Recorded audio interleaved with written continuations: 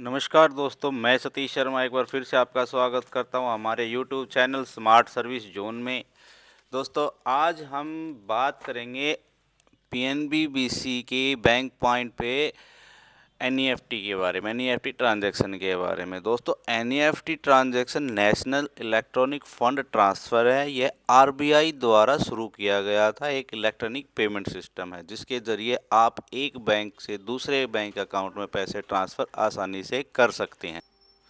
दोस्तों, ये पैसे बिना ट्रांसफ़र बिना सॉरी ये ट्रांसफ़र बिना चेक या डिमांड ड्राफ्ट के ऑनलाइन भी होता है। ये system 24 hour to into 7 day 365 दिन तक उपलब्ध रहता है। इसमें ट्रांजैक्शन बैंकों के सर्वर के माध्यम से होती है, जो डिजिटल होती है। तो आइए आज हम आपको बताते हैं कि पीएनबी बैंक बीसी एनईएफटी कैसे कर सकता है और इसके चार्जेस क्या रहते हैं और कितनी अमाउंट तक आप इसके एनईएफटी कर सकते हैं। तो बने रहिए हमारे साथ वीडियो पे और चलिए आपको लेके चलते हैं हमारे डिस्प्ले पे।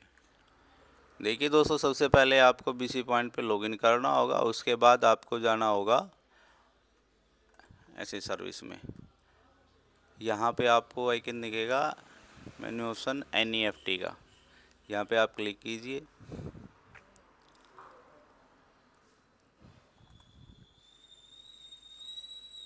जैसे यहाँ पे क्लिक करेंगे, यहाँ पे हो जाएगा आपका ओपन।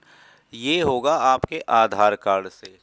मीन्स क्या हुआ कि हमारे पास कस्टमर आता है और वो बोलता है कि मुझे पैसे ट्रांसफ़र कराने हैं, निफ्टी करानी है, या फिर आप उसका आईएमपीएस करने की बजाय एनईएफटी भी कर सकते हैं। इसमें चार्जेस बहुत ही कम रहता है और आपको प्रॉफिट अच्छा खासा मिल जाता है, क्योंकि मार्केट कंपनी जितनी भी बैठी हैं वो सब 1% चार्ज लेती हैं कस्टमर से ट्रांसफ़र का। तो वहाँ पे जो प्राइवेट कंपनियाँ हैं वो अच्छा खासा आपसे इंसेंटिव लेती हैं और उसका 50%, मान लो 1% ले लिया, आपको 50% वापस कर देते हैं, 0.50%। तो ऐसे में यहाँ आपका अच्छा खासा प्रॉफिट है। आप कस्टमर का 25,000 तक का एनईएफटी कर सकते हैं और उसमें चार्जेस बहुत ही कम रहता है। तो करना कैसे होगा कि यहाँ पर रेमिटर जो होता है, जो पैसा डलवाने आया है, हमें उसके अकाउंट से, आप उससे कैश नहीं लेंगे, ये अकाउंट अकाउंट ट्रांसफ़र रहेगा। मैंने पहले भी बताया था आपको, ये अकाउंट से दूसरे अकाउंट में पैसा भेजा जाएगा। तो यहाँ पे अगर कस्टमर का आधार कार्ड आप डालेंगे, ये देखिए यहाँ पे आप कस्टमर का आधार नंबर डालिए। जैसे ही आप कस्टमर का आधार नंबर I डालते hereby हैं, voluntarily give consent to the bank to use my Aadhaar/with details तो to जो authenticate me Aadhaar from number UIDAI by जिस अकाउंट using से my लिंक होगा उस biometrics/OTP अकाउंट for को the यहाँ पे purpose of शो voluntarily करना give है। consent to the bank to use my Aadhaar/with details to authenticate me from UIDAI by using my biometrics/OTP for the purpose of sending them to the debit from my account. ये देखिए यहाँ पे ये account आ गया, यहाँ पे ये show कर रहा है कि इस अकाउंट से लिंक है। ये हो गया रेमिटर नेम, पैसा डलवाने, जो पैसा डलवाने आया है। और यहाँ पे ये बिल्कुल भी मैंडेटरी नहीं है कि आप आधार वाला नंबर नाम ही इसमें डालें। आधार ऑथेंटिकेशन वाला नाम बिल्कुल नहीं डालना। आप इसमें कस्टमर का निक नेम तक भी डाल सकते हैं, लेकिन जहाँ तक पॉसिबिलिटी बने आप उसके आधार रजिस्टर्ड नाम ही डालें।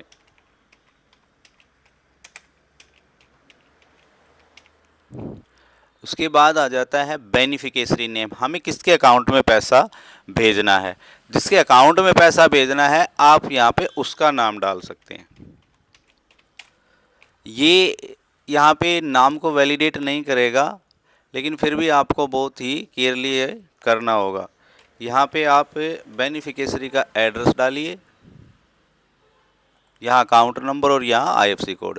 तो जैसे ही आप यहाँ पे पूरी डिटेल डाल देते हैं, आईएफएससी कोड वगैरह कैपिटल लेटर में डालना, जैसे कि मैंने आईएमपीएस में बताया था, एनईएफटी में भी ऐसे ही होगा। आपको कैपिटल लेटर में आईएफएससी कोड डालना होगा। आपको एक चीज़ का ध्यान रखना होगा कि जो कस्टमर अकाउंट नंबर हमने डाला है उसको आप वैलिडेट करना पड़ेगा आपको, क्योंकि यहाँ पे वैलिडेशन का कोई भी ऑप्शन नहीं है। सो आपको किसी दूसरे गेटवे से या किसी दूसरी कंपनी के पोर्टल से या जैसे भी इसको वैलिडेट करना होगा कि अकाउंट नंबर सही है या गलत है। क्योंकि अगर ये अकाउंट नंबर मिस हो गया एक आधा डिजिट मिस हो भी जाता है, कई बार गलती हो जाती है, तो ये पैसा आपका अटक जाएगा। तो ये आप मेरी दोबारा से गुजारिश है, मैं दोबारा से रिपीट करता हूँ, अकाउंट नंबर अगर चेकबुक वगैरह पासबुक है तो आप अच्छे से कंफर्म कर लेना, फिर वैलिडेट करने की ज़रूरत नहीं होगी। जैसे ही आप सर्च करेंगे, सर्च करने के बाद यहाँ पे सीधा डायरेक्ट अमाउंट पूछेगा कि आप कितना पैसा भेजना चाहते हैं। तो यहाँ पे आप जो अमाउंट डालेंगे, 1,000, 2,000, 4,000 जितने भी डालेंगे, आपको मैक्सिमम जो चार्ज होगा वो मैं आपको दिखा देता हूँ। सपोज दैट हमने 1,000 रुपये भेजना है या हमें 25,000 रुपये भेजना है। अब मैंने 1,000 रुपये भेजना है यहाँ पे कस्टमर का, तो मैं इसको सबमिट कर दूंगा। जैसे ही आप यहाँ पे सबमिट करेंगे, आपको डायरेक्ट रिसिप्ट मिल जाएगी, ना कि कोई वैलिडेशन, कोई नाम या कुछ और मिलेगा। आप देखिए जैसे हम सबमिट करते हैं इसको, तो ये डायरेक्ट सबमिट हो जाता है और ये आपकी ट्रांजैक्शन सक्सेसफुल हो गई। ये नॉलेजमेंट रिसिप्ट जनरेट हो गई है।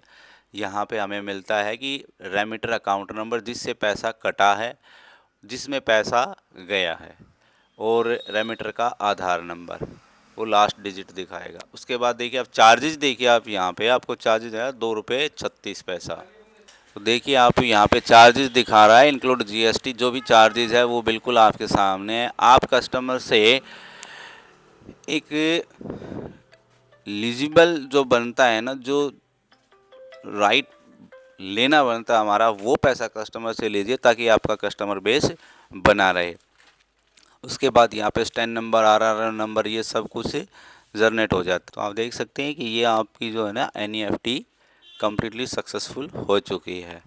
तो इसके रिगार्डिंग अगर आपका कोई भी और क्वेश्चंस है या आप कोई भी कमेंट करना चाहते हैं तो हमारे यूट्यूब चैनल पे कर सकते हैं।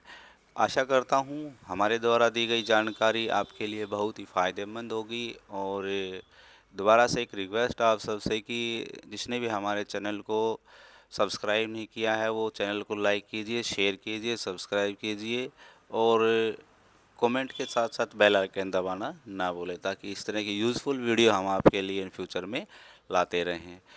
तो मिलते हैं आप सबसे एक बार फिर से नई अपडेट के साथ, और तब तक के लिए जय हिंद, जय भारत, थैंक यू।